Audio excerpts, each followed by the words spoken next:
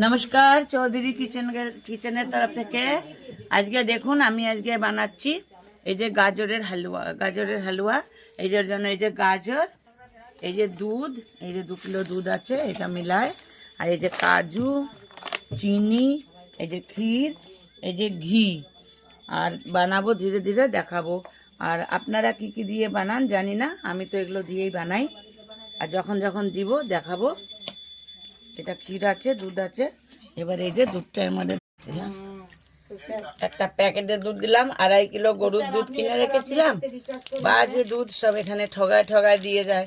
এখানে বুঝতেই পারি না এবারে এটা দেখো এই যে দুধের মধ্যে গাজরটা ফুটছে যখন একদম শুকিয়ে যাবে তখন এতে চিনি দিব ঘি দিব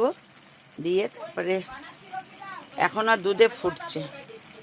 দেখো দুধ একদম শুকিয়ে গেছে এবারে দিব চিনি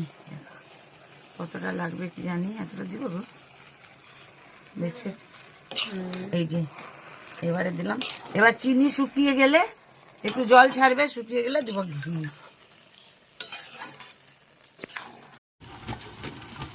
দেখো এই যে ক্ষীর এই যে কদ্দুকস করে নিচ্ছে এই দেখো এরকম করে আর এখন এই যে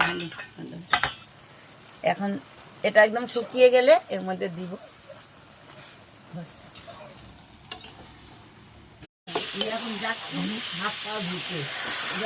এর মধ্যে অনেকটা ঘি দিয়েছি কিন্তু দুঃখের বিষয় ওই সময় না কিছু একটা হয়ে গেছিলো ওইটা আসেনি ডিস্টার্ব হয়ে গেছিলো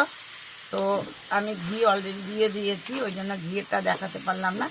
চলো এবার ঠিক আছে আর এই যে দেখুন এই যে খোয়া মানে কি ক্ষীর এই যে কদ্দুকস করে রেখেছি এই যে কিছুটা এর মধ্যে দিচ্ছি আর কিছুটা পরে ডেকোরেশন করবো ঘি দিয়ে তো মানে হয়ে গেছে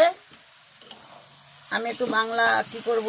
গাইস বলতে পারি না ঠিক মতো বন্ধুরা তো মানে গাজরের হালুটা একদম তৈরি হয়ে গেছে দেখুন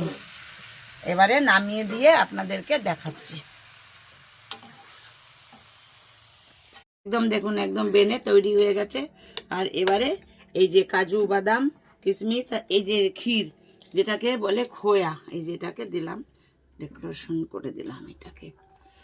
আগেও দিয়েছি 2-2.5 কিলো দুধের মধ্যে ফুটিয়েছি তারপরে খোয়া দিয়ে একটু ক্ষীর দিয়েছি এবারে গাইস আচ্ছা লাগে ভালো লাগলে আপনারা একটু লাইক দিবেন কমেন্ট করবেন একটা সাবস্ক্রাইব করে দিবেন জানি না আমার ভিডিওটাতে আপনারা গড় করেন না কেন করেন না জানি না